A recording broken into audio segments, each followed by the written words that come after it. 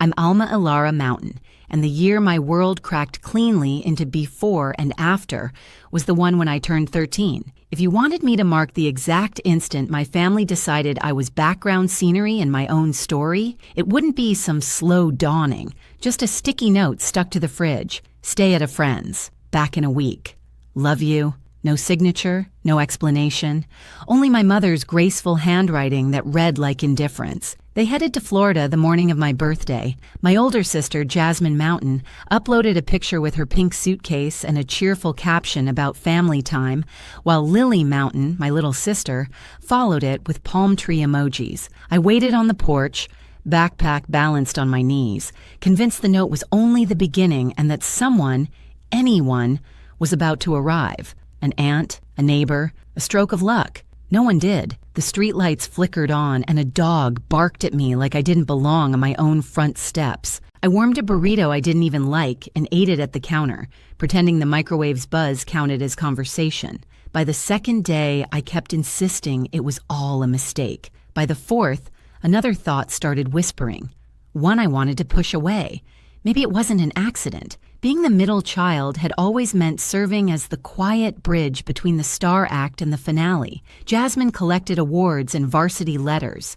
Lily had dance recitals, braces, and parties with color-matched cupcakes. I had responsible, which adults really use to mean unseen. But being forgotten on purpose introduced a whole new kind of silence. 6 days in, I left the library with a tower of borrowed books stacked like armor. The heat shimmered so hard it blurred even my shadow. That's when a glossy black car slowed to the curb, its windows sliding down like something from someone else's life. Alma. Surprise in a voice I half recognized. Uncle Richard. The rich one who'd quit family holidays before I could multiply double digits. Mom always called him conceited, which I now understand was her code for he keeps his boundaries. His eyes took in my backpack, sweat-stuck hair, and the tight smile I used as a shield. Why are you out here alone? Where are your parents? Florida, I said. The word felt absurd, like telling him they'd flown to another planet. And you're here. I see, he said under his breath. Whatever followed sounded like a comment I wasn't meant to catch. And then came the words, "Get in.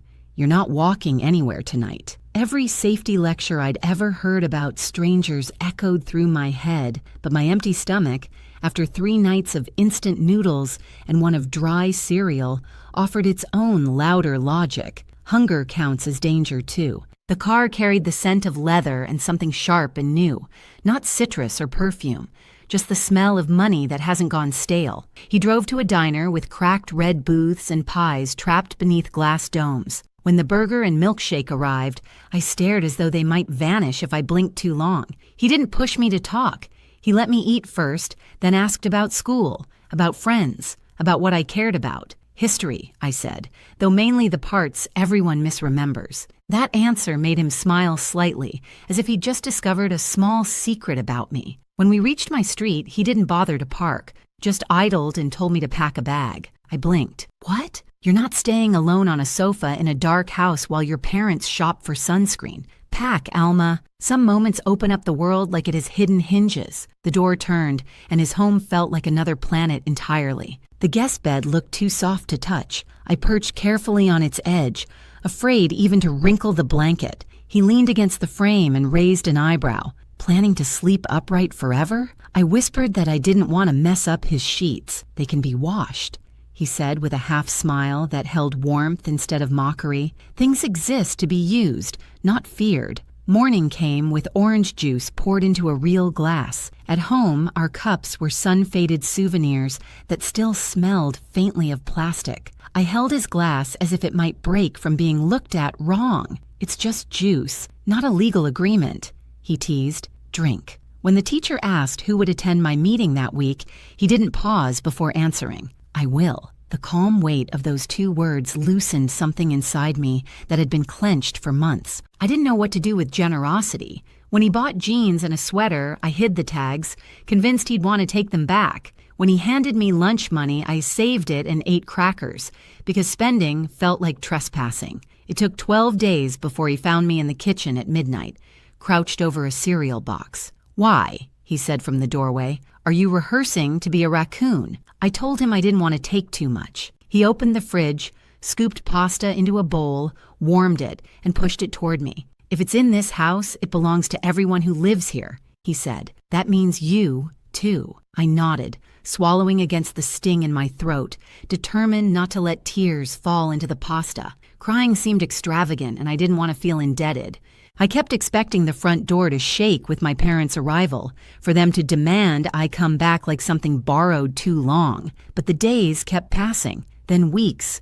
No knock, no call. Jasmine filled her feed with beach pictures captioned about eternal sisterhood, and Lily posed with shells pressed to her cheek. My name never showed up beneath any of it. Uncle Richard came with me to the school conference, where the counselor perched on a metal chair and said phrases like quiet potential and underengaged. He didn't argue, just took notes, and afterward bought a desk, so I'd have a place to study that wasn't the floor. He arranged an eye appointment I hadn't known I needed, and after that came dentist, doctor, haircut. Routine care I didn't realize was routine. He never once said I owed him anything. He just called it maintenance, as though I was someone worth keeping in working order. At 13, I still pushed limits. One Saturday, I stayed out late with a friend, forgetting to text because I didn't know what counted as curfew. When I tiptoed in around midnight, waiting for the explosion, he handed me a sandwich. "Glad you're alive," he said. "Next time, send a text. Otherwise, I'll assume you're in a ditch and go buy a shovel." The even tone was more disarming than anger. It sounded like care, but with structure. Not everything was rules and schedules. Sometimes he'd bring me to his office, tell me to observe how people spoke to one another. "Half of success is tone and handshake," he murmured once, clasping a client's hand. "The rest is showing up when everyone else invents excuses." He tossed it off lightly, but it stayed with me, a kind of map. That first holiday under his roof, I expected a token card and a polite smile. Instead, he handed me a leather-bound journal with my initials pressed in gold. "Write down what you notice," he said. "Even the silly things, especially those." I traced the cover's texture, half afraid it might bite. "Thank you," I managed, though the words came out awkward. I wasn't used to owning something permanent. Later that night, my phone buzzed with a photo. My parents, Jasmine and Lily, in identical pajamas beside a flawless tree. The caption read, "Mountain Traditions. No tag, no message, not even a 'we miss you.'" I stared until the picture blurred into color and light. I glanced down at the journal resting on my lap and flipped open to the first blank sheet. I wrote, "Things here are meant to be used, not feared. Then, if something is inside this house, it belongs to everyone who lives within it." Finally, I added, "I am in this house." The words looked too assertive, like I'd borrowed someone else's courage. Still, when I shut the cover and traced my initials again, something faint stirred inside me, unfamiliar but warm. It wasn't safety, not yet, but maybe the draft of it, drawn in pencil outlines. I didn't know then that the diner booth and this little book would become the hinges that turned everything. Years later, in a place that smelled of leather and law, those pages would be my backbone when others scrambled for footing. For now, I was just 13, curled into sheets that whispered clean instead of weary, starting to learn one impossible truth. I wasn't disposable. I hadn't been forgotten, only misplaced. And someone finally had found my tab and slid me where I belonged. By the time I hit 14, Uncle Richard had reached two conclusions about me. First, my posture was atrocious. Second, under that slouch, I carried promise. He'd tap my shoulder whenever I folded inward. "Stand tall, Alma. You're not punctuation. People believe you more when you look like you already believe yourself." At first, it sounded like a line from a poster, but eventually I started catching myself mid-hunch, straightening up, pretending confidence until it began to feel real. Teachers noticed. I began speaking up, raising my hand, even joining debate club after he bribed me with pizza. At my first competition, my voice wobbled like bad speakers, but I still won, arguing that cats made better pets. When the judge announced it, I spotted Uncle Richard in the back, grinning the quiet kind of grin that said, "See? Told you." At home, he wasn't just a caretaker. He was a collection of lessons disguised as daily life. He never preached about drive or gratitude. He lived them. When I asked for a new phone, he said, "Sounds great. How much have you saved?" I blinked. "None?" Then you'll appreciate it twice as much once you've earned it. So I got my first job bagging groceries. My first paycheck read 73,116, and I waved it like a trophy. He didn't take it, he drove me to the bank instead. Two-part rule, he said. Save half, spend half. That way you can enjoy today without robbing tomorrow. I rolled my eyes back then, but later I'd realized that one sentence was the spine of everything I built. Holidays used to be something I dreaded. Holiday dinners used to feel like theater productions I'd never auditioned for. At Uncle Richard's, Christmas carried a quieter rhythm, but it was full in a truer way. His gifts weren't extravagant, just chosen with care. A gently used copy of To Kill a Mockingbird, a fountain pen that felt substantial in my hand, a scarf he claimed matched my debate face. Meanwhile, my phone buzzed with photos from the mountains. My parents, Jasmine and Lily, posing beside palm trees and tables that looked staged for glossy spreads.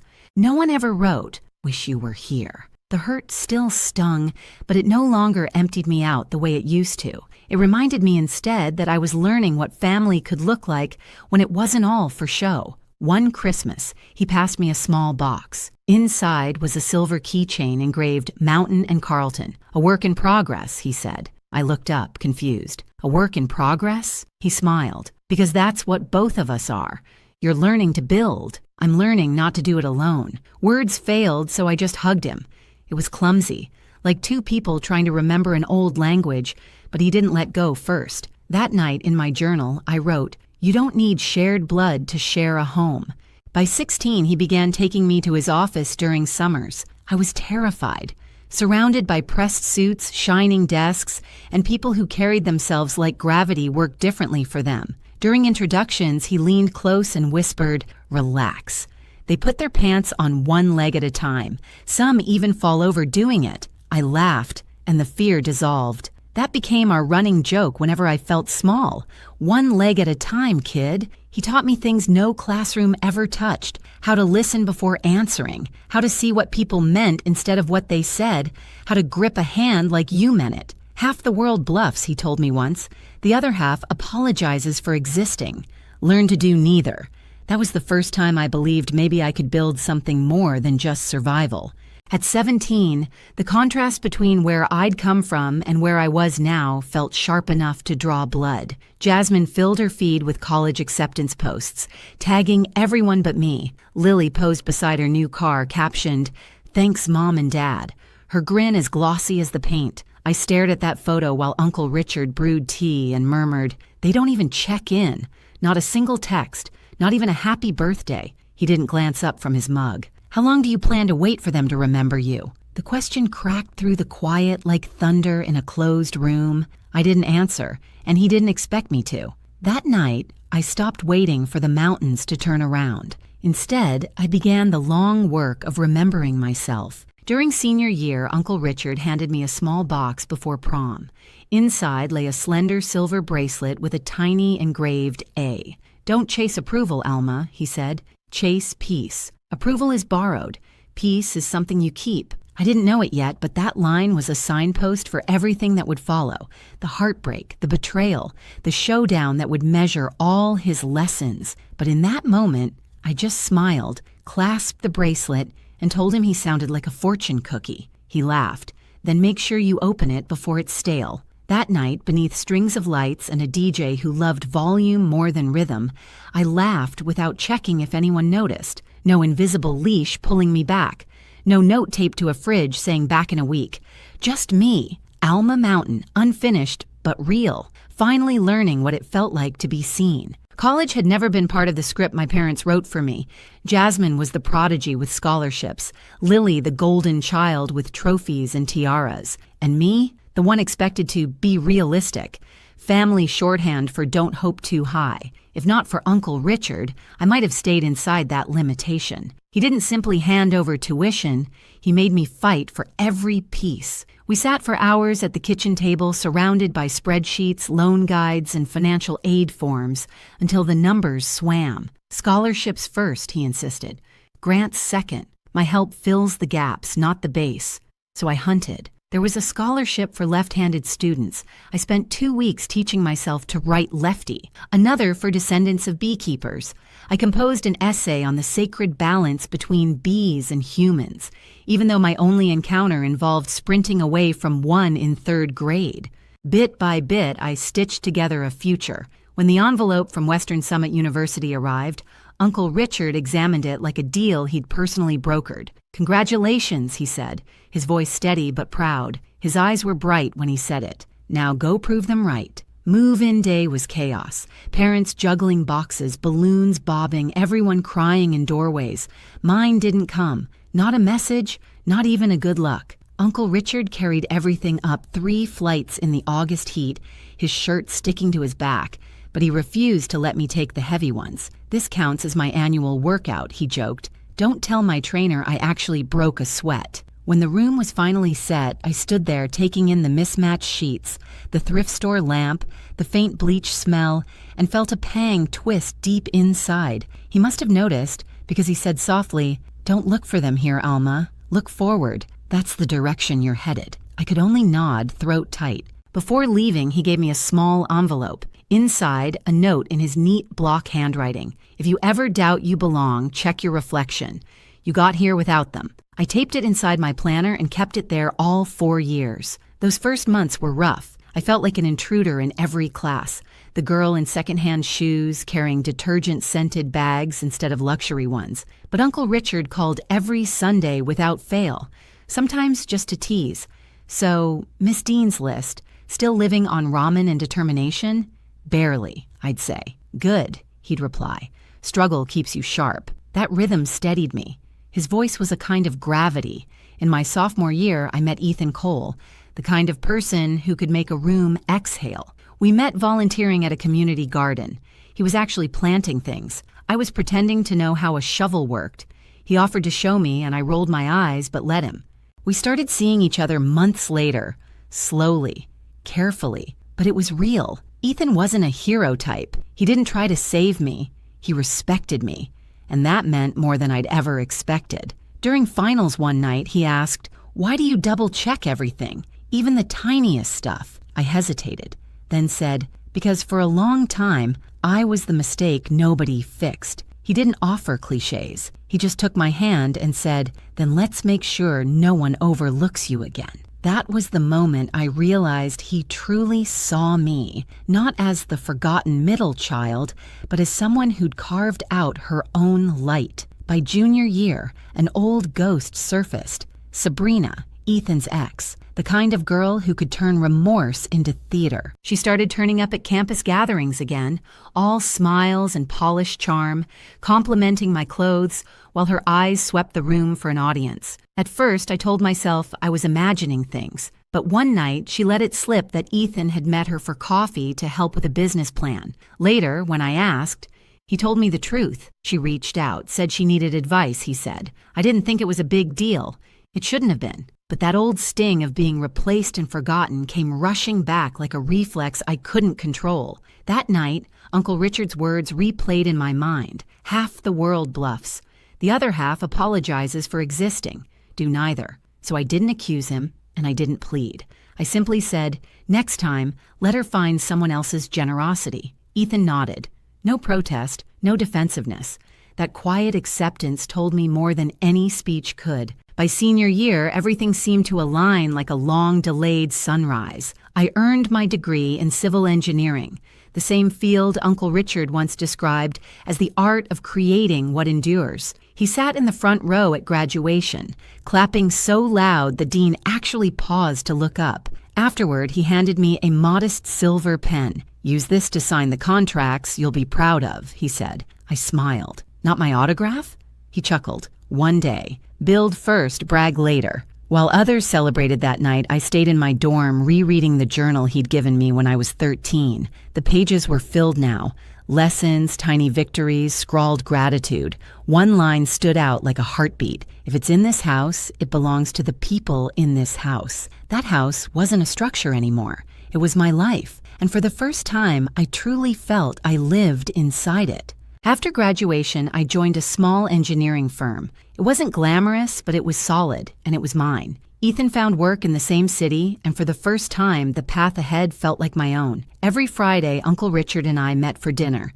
He'd lift his glass of whiskey and tease, "Look at you, Miss Mountain, scaling the ladder without tripping." I'd laugh and say, "Give it time. I still might." What I didn't want to see were the changes, the fatigue in his voice, the way he rubbed his shoulder after lifting grocery bags, the slight pause before remembering a familiar place. I told myself it was just age creeping in. I didn't know it was the quiet overture to everything about to break, because the strongest people don't collapse in one dramatic fall. They fade first, quietly, almost gracefully, until you realize you've been carrying what they used to hold. It began subtly, the kind of change you tell yourself not to analyze.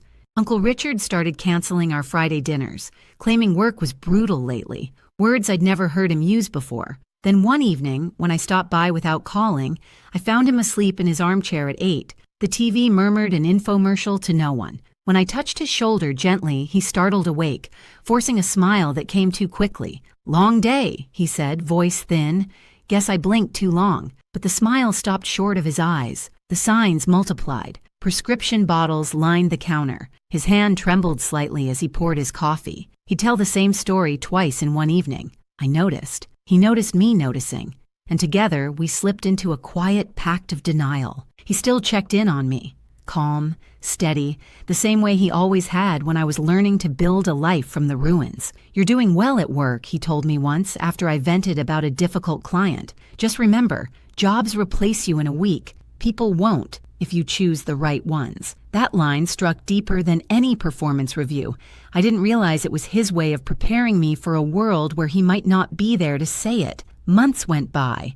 My career gained traction. My footing felt firm. Ethan and I found a rhythm that worked. His marketing job, my engineering projects, both of us steady. But every time Richard brushed off a cough or waved away my concern, that steadiness cracked a little more. Then the day came. A Tuesday. The phone rang. A shaking voice on the line. "Ms. Mountain, this is Grace from Mr. Carlton's office. He collapsed during a meeting. They've taken him to St. Luke's Hospital." The drive blurred, just streaks of red lights and the drumbeat of my heart in my hands. When I finally reached his room, he looked impossibly small against all that white. Still, when he saw me, he managed a crooked grin. "Don't look so grim," he rasped. "Told them I wanted a free night's stay. 5-star if you ignore the food." I tried to laugh, but my throat burned. "You scared me," I whispered. He shrugged faintly. "First time for everything." Then, softer still. "Sit, kid." He waited until the room settled into stillness. Just the quiet pulse of machines and the soft shuffle of footsteps somewhere beyond the door. "You know," he said, his voice raspier than I'd ever heard it, "I always thought your dad would be the one teaching you these things. How to stand tall, manage money, argue without raising your voice, but I'm glad it turned out to be me." "Don't talk like that," I whispered. "Like what? Like you're—" I couldn't finish. He gave that half smile again, the one that carried more comfort than words ever could. "Honest?" he said, taking my hand, a rare gesture from him. "You've exceeded every single expectation anyone ever had for you, Alma. Just remember one thing." "What's that?" "You're not the extra piece. You never were." My vision blurred, and I blinked fast, unwilling to let tears win. He caught the effort and smirked faintly.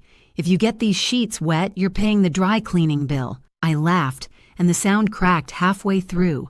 But for a heartbeat, it felt like the world had returned to normal. He stayed in the hospital a few nights, then came home, slower now, quieter, still pretending nothing had changed. We never brought up the scare again, but both of us knew something invisible had shifted between us. That final Christmas, he gave me a box wrapped in gold. Inside was the same leather journal he'd given me when I was 13. Only now, it wasn't blank. Every page was filled.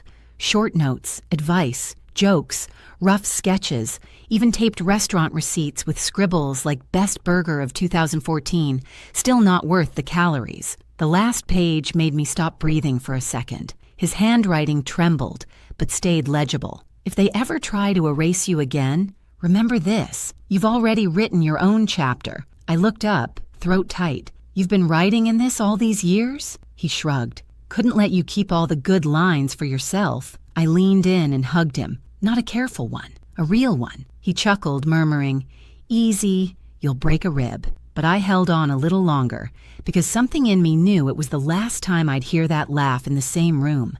When the call came months later, I didn't pick up right away. It was early, the world still half asleep. The phone buzzed again, then a third time. On the other end, Grace's voice cracked. "Ms. Mountain, I'm so sorry. Richard passed away in his sleep this morning."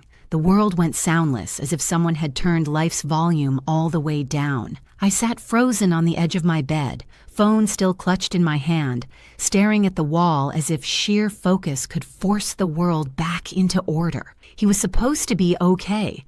He was supposed to keep cracking jokes about aging and cholesterol, not disappear overnight. The following days dissolved into a blur. Calls, documents, funeral arrangements. He'd named me executor, naturally. Of course he had. No one else would know the details that mattered. Which tie he called his serious one, which songs made him grimace, how much he despised lilies and preferred simple white roses instead. The service was small and elegant, just the way he'd have wanted.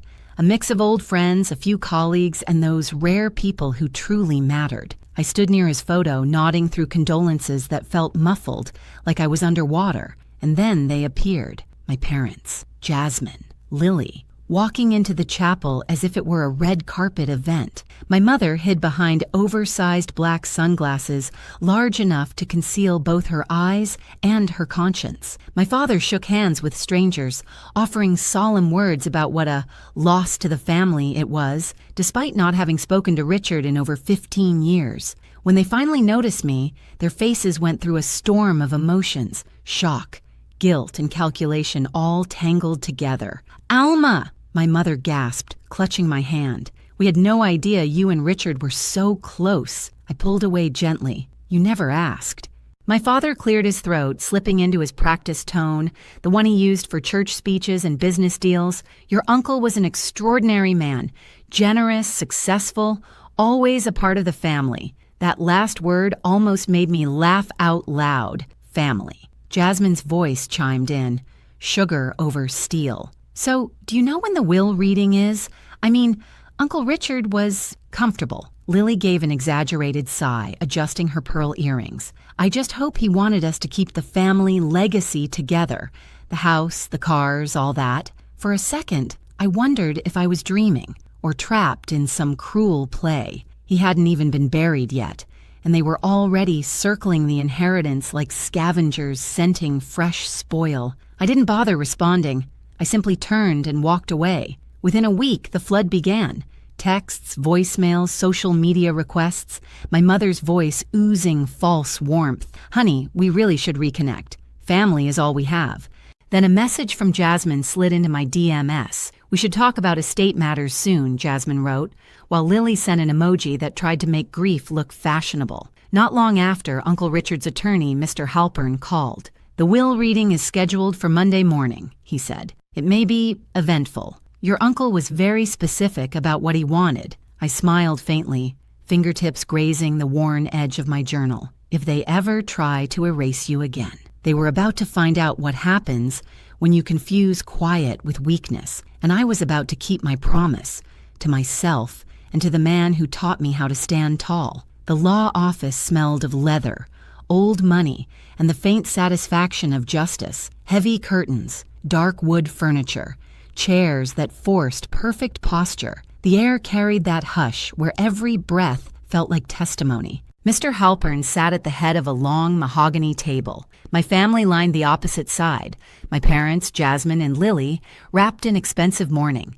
My mother dabbed at invisible tears with designer tissues. My father folded his hands like a preacher ready for donations. Jasmine's phone kept glowing beneath the table, and Lily leaned close to whisper, "Do you think he left us the house?" I sat across from them, journal resting on my lap, heart steady, a plain black dress. No statement jewelry, no armor. I didn't need any. Halpern cleared his throat. "We are here to review the last will and testament of Richard Carleton." His tone was precise, deliberate. He began with the usual. Debts settled, small donations to charities, gifts to long-term staff. My family fidgeted, trying to look patient, practically vibrating with greed. Then he turned a page, Regarding the remainder of Mr. Carlton's estate, Jasmine leaned forward, diamonds catching the light. Lily clasped her hands like she was waiting for divine favor. My father glanced at me, a smirk flickering, half pity, half warning. Halpern read slowly, each word crisp as glass. To my estranged relatives who remembered me only when my bank balance suited their needs, I leave nothing. The silence split the room. My mother gasped. Jasmine's mouth fell open. Lily blinked, stunned. "He's joking, right?" she whispered. Halpern didn't pause. He turned another page. To my niece, Alma Mountain, abandoned at 13 but never absent since, I leave the entirety of my estate, all assets, properties, accounts, and holdings. For one suspended moment, no one breathed, and then, like a single movement, 4 pairs of eyes locked on me. Jasmine was the first to break the silence, her voice sharp and trembling. "That's impossible. He barely even knew her." I kept my tone steady. "He knew me for 15 years. You just stopped paying attention." My father's face flushed crimson. "You manipulated him. You poisoned him against his family." I rested my palm on the journal, fingertips tracing the soft, worn leather. "No," I said quietly. "You did that yourselves, the day you left me with a note on the fridge." Lily tried her practice sweetness. "Come on, Alma. You're not really planning to keep everything, are you? We're family." That word again, family. I let out a slow breath and smiled, not cruelly, not smugly, just weary. "Funny," I said. 15 years of silence doesn't sound much like family, but sure, now that there's money on the table, suddenly we're related again. Mr. Halpern closed the folder with a soft, final snap. "The will is airtight. Mr. Carlton was very specific. Any contest will be dismissed immediately." My mother opened her mouth, then thought better of it. The disbelief on their faces curdled into anger, the same look they'd worn years ago when they realized I no longer needed their permission to exist. I smoothed the front of my dress and stood. "If you'll excuse me, I have things to take care of." "Mr. Halpern, thank you for your time," Jasmine hissed. "This isn't over." I met her gaze evenly. "It was over when you stopped calling me your sister." Then I turned and walked out. Outside, the air felt new, sharper, cleaner, as if the world had been holding its breath and finally exhaled for me. Sunlight bounced off the building's glass facade, momentarily blinding, and in that flash, I saw myself. Not the scared 13-year-old with a backpack waiting for someone who never came, but a woman standing on her own ground, exactly where she chose to be. I pulled out my phone, opened my messages, and found the contact I still wished existed. "Wish you were here to see their faces, old man," I typed. Then after a pause, "You were right." I wrote my own chapter. I hit send, to nowhere, to everywhere. Later that week, I stood on the balcony of Richard's house, my house now, watching the city lights shimmer like the heartbeat of everything he'd built and left behind. I held the journal, flipping to its final page once more. The ink had faded a little, but the words still burned bright. "If they ever try to erase you again, remember this. You've already written your own chapter." I smiled. "I did," I whispered, "and I'll keep writing." In that moment, I wasn't thinking about money or deeds or assets. I was thinking about that 13-year-old girl on a porch, clutching a backpack and a fridge note, wondering what she'd done wrong. If I could reach back to her now, I'd tell her this: "One day, you'll have a home that doesn't treat you like a visitor, a life that never apologizes for taking up space, and a name no one overlooks." Ethan stepped out onto the balcony, wrapping an arm around my shoulders. "You okay?" I nodded, leaning into him. "Yeah, just feels like full circle." He looked out at the city spread beneath us. "He'd be proud, you know." I tilted my face toward the sky, soft silver blue above the skyline. "I think he already is." Below us, the city lights shimmered like turning pages, and for the first time, the story belonged entirely and irrevocably to me.